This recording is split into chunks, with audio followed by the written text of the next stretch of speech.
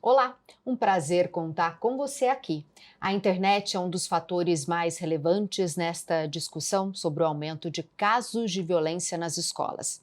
A mudança na forma de socialização dos jovens, que agora é intensamente intermediada pelas redes sociais, aumentou o contato de alguns com comunidades que propagam ideologias criminosas. Antes em comum, os crimes têm exigido a atenção das autoridades e gerado alerta entre famílias e estudantes. É preciso desenvolver, por meio de políticas públicas, uma cultura de diálogo nas escolas que fortaleçam os valores democráticos. Para falar sobre o impacto da violência em nossas vidas e a fragilidade dos jovens às ideologias extremistas, recebo a psicóloga Juliana Ferrari. Juliana, obrigada por vir até aqui falar de um assunto tão importante. Eu agradeço a oportunidade, Ana.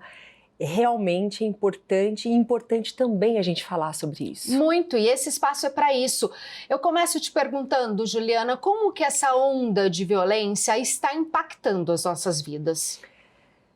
Está impactando fortemente, né? A gente está vivendo um momento de grandes oscilações em termos econômicos, políticos, sociais, culturais. A gente está passando por mudanças. O Brasil é o país mais ansioso do mundo, né? E quinto lugar, com maior número de transtornos depressivos. Então, isso impacta porque tudo que gera mudanças e a questão da violência tão grande, isso impacta na vida das pessoas. A gente já está passando por esse período de pandemia, né? E isso já tem aumentado significativamente. Juntamente com as ondas de violência, isso tem impactado ainda mais as famílias, principalmente as crianças e adolescentes. Antes a gente via que acontecia nos outros países, por exemplo, nos Estados Unidos, que infelizmente é tão comum esse tipo de notícia de violência nas escolas, mas agora o Brasil está vivendo essa situação antes imaginável e antes irreal. Qual que é o papel dos educadores diante desses atos? É muito importante que esses educadores tenham um papel de acalmar, orientar, né? De trabalhar além daquele conceito, da teoria, de todas as partes teóricas que um professor tem. É extremamente importante que os educadores conversem, né, com a família, com as crianças e adolescentes, que tenha toda uma estrutura. E eu falo que é importante também a coordenação, né, a gestão da escola, preparar esses professores, né, porque a gente tem uma demanda muito grande, uma cobrança muito grande e muitas vezes há uma cobrança de cima, que são os gestores, acima dos gestores a cobrança dos pais e embaixo tem as cobranças das próprias crianças, adolescentes sobre esse professor. Olhar para eles de uma maneira em que você possa ter respaldo, ter informações como que a gente está trazendo aqui para todos os nossos telespectadores. Porque é novo para eles também, e eles também estão com medo, né, Juliana? Muito medo, né? Então, é tudo muito intenso. Então, ter espaço para os educadores, no seu espaço de acolhimento, falar sobre, trazer informações, porque a gente vê que tem muitas informações distorcidas, irreais, e as pessoas, por ser tão intensa essas informações irreais, que as pessoas, você abre, você clica, aquilo lá passa sempre, você vê informações como essa, então você acaba acreditando como se fosse verdade. E isso é extremamente prejudicial, principalmente a esse educador que é um líder, que precisa ter, né, esse controle emocional para lidar com tudo isso. Então tem que ter espaço e eles trabalhar e falar não só para os familiares, mas também com as crianças e adolescentes. Já que você falou do compartilhamento dessas notícias que muitas vezes são falsas, Juliana, qual a responsabilidade de quem faz esse compartilhamento, principalmente os jovens que estão tendo tanto acesso às redes sociais e nem sempre é benéfico, e às vezes vem uma notícia, acha que é legal, quer ficar na ondinha, compartilha, os pais também, essa coisa de gerar esse pânico, né? Isso é um ponto extremamente importante. que esses adolescentes, né, crianças e adolescentes, sejam monitorados pelos pais. Né? Quem tem responsabilidade sobre eles somos nós, né, pais. É muito importante, existem links gratuitos, aplicativos gratuitos que você pode baixar do seu celular, que você atrela a sua conta, a conta do seu filho, e que você começa a monitorar. E além de monitorar, é importante ter diálogos, né? Ter espaços com os filhos para falar a respeito disso que impacta. Vou dar um exemplo aqui, como mãe, aqui agora saindo do papel profissional como mãe. Sentei com a minha filha, né, uma pré-adolescente, e ela justamente isso, falando. Falei, você sabia que nós somos responsáveis por passar uma informação errada? Ela, sério? Então, eu só estou dando um exemplo aqui para todos vocês, porque eles não sabem da responsabilidade que tem, né? E muitos pais também não sabem desse papel, que passar uma informação, você está sendo responsabilizado por isso. Então, é importante o cuidado que a gente tem de repassar. Então, até mesmo muitos jovens, para querer se sentir aceitos, não, vou compartilhar dessas mesmas ideias, então para se mostrar no grupo. E isso é importante os pais conversarem. Eles não sabem, muitas vezes pela onda dos colegas, do social, eles são levados. E isso gera muitas vezes comportamentos distorcidos, inadequados por conta de querer se pertencer ao grupo, que é uma característica da juventude. Olha que lição importante que a Juliana deixou aqui, gente. Pais, diálogo. Expliquem que compartilhar notícias falsas é proibido, é criminoso. E já que você falou do papel dos pais, nós, como mãe, eu vou dizer, estou em pânico também. Você lê de tudo, você pesquisa, você sabe, você tem acesso. Como chegar em nossos filhos? Você falou que sentou com sua filha, que conversou com ela, mas não gerar o pânico, para que também a criança não tenha medo de ir na escola, porque a escola é o quê? É aquele ambiente de estudar, socializar, é um ambiente seguro, que agora está passando por um momento complicado. Mas como nós, como adultos, conseguimos informá-los sem gerar o pânico? Ótimo, ótimo. A gente também sente, e você falou, a gente fica em pânico. É muito importante que todos os pais trabalhem também essa emoção, né, do medo. A emoção principal que a gente está passando é a emoção do medo. Ela tem um ponto importante, o medo, na nossa vida. O medo, ele tem a grande importância de nos proteger. Então, o medo faz com que a gente tome medidas, cuide, busque informação. O medo faz com que a gente proteja as nossas crianças, enfim. Então, ele é um ponto positivo. O excesso do medo é onde a gente paralisa, então a gente não consegue ter razão suficiente para explicar de uma maneira tranquila, porque os pais, ele é muito importante, eles são passadores de mensagem, e as crianças e adolescentes, elas imitam o comportamento dos adultos. Então, se eu tenho um comportamento inadequado, eu estou em pânico, né? Essa criança, ela vai sentir essa emoção dessa ansiedade extrema. A gente tem que fazer com que esse medo, que é natural, que nos proteja, leve a conhecimento. A gente precisa ter pais, vocês precisam desse espaço para vocês trabalharem psicoterapia, entendimento, ter práticas, né, integrativas para que vocês tenham esse autocontrole que é tão importante para passar para essas crianças. Porque se eu estou desorientada, entrando nesse eixo como as pessoas estão, nesse piloto automático, vamos dizer assim, e a criança e o adolescente vai sentir isso e não tem como passar de uma maneira diferente. Então é importante esse espaço para nós, pais, né? Desse cuidado, falar, opa, peraí, até onde? Porque a chance de uma violência acontecer é muito pequena.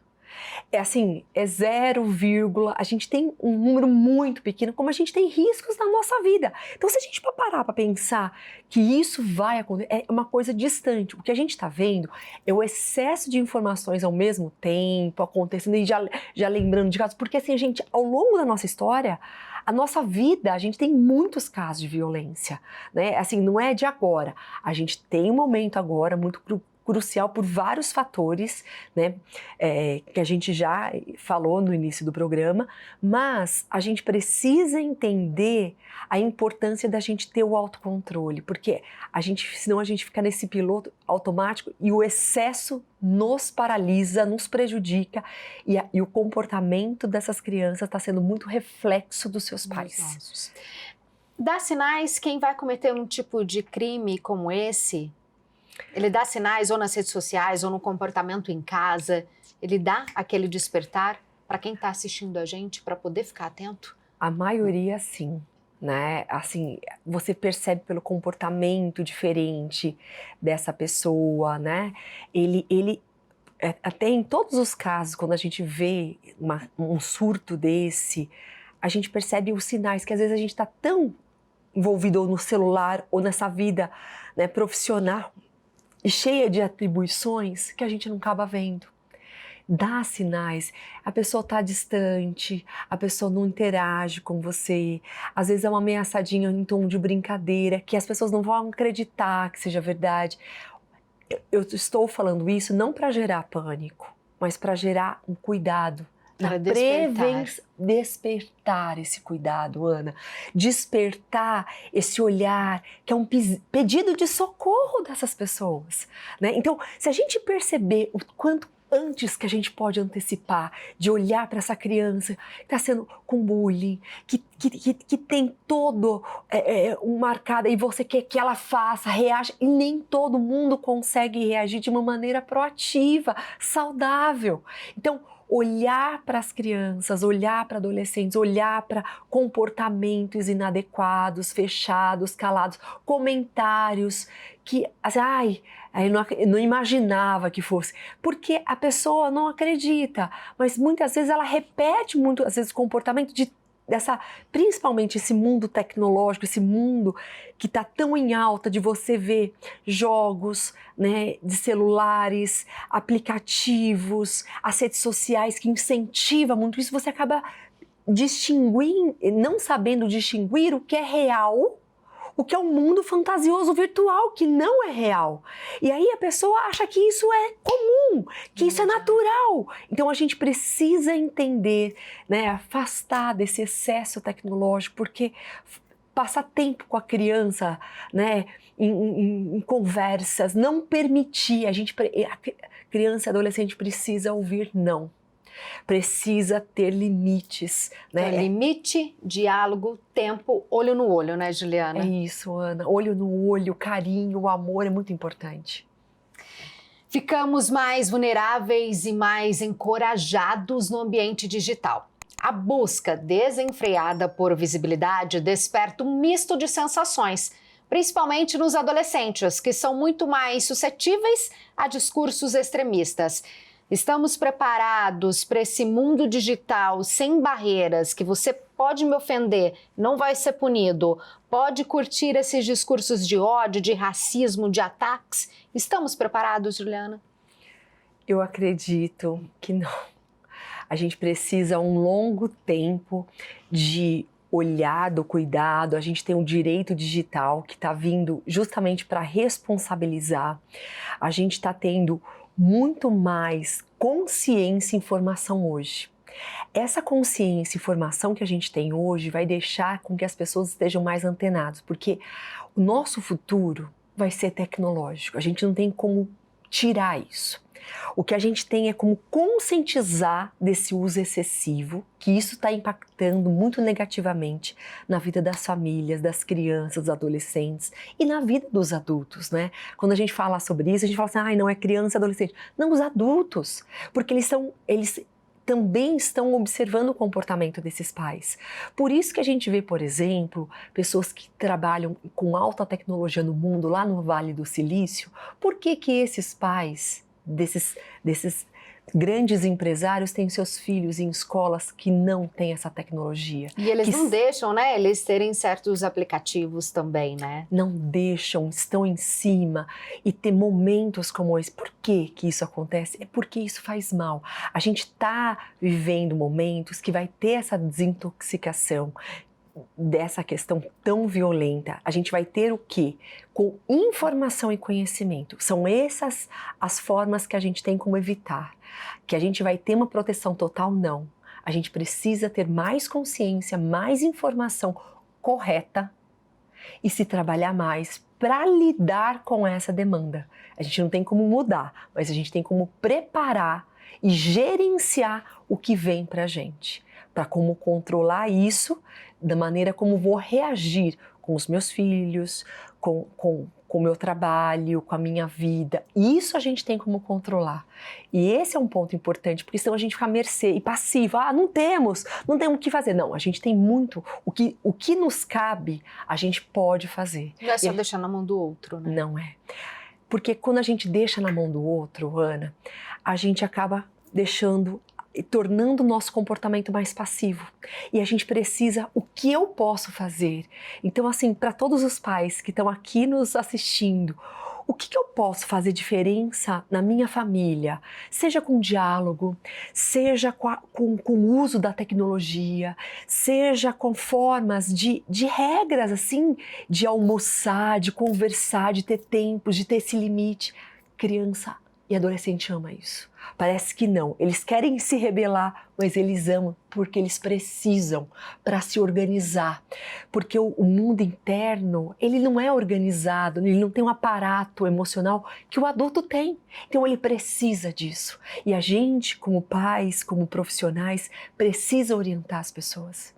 Precisa orientar essas pessoas, seja até mesmo com outros pais, né? Nessas rodas, ao invés de a gente licitar mais violência, polemizar, a gente tem a nossa responsabilidade. Então, se cada pai conversar com seu amigo, se cada pai verificar o que é excesso, né? O que está sendo falta de realidade, o excesso dessas informações, para poder orientá-los, para a gente saber, opa, peraí, tá demais, e a gente precisa sim ter momentos como esse para que a gente evite e possa ter um mundo melhor, porque a gente vê, tem muita coisa boa, Ana. Sim. A gente só foca nas coisas muito ruins. E a gente precisa ver o que está sendo feito de bom, o que as famílias têm levado de construtivo para o seu lar. Então, esses são pontos importantes. O que as escolas, o que a educação é eficaz, o que tem dado certo, quais são as práticas adequadas. A gente tem momentos como esse.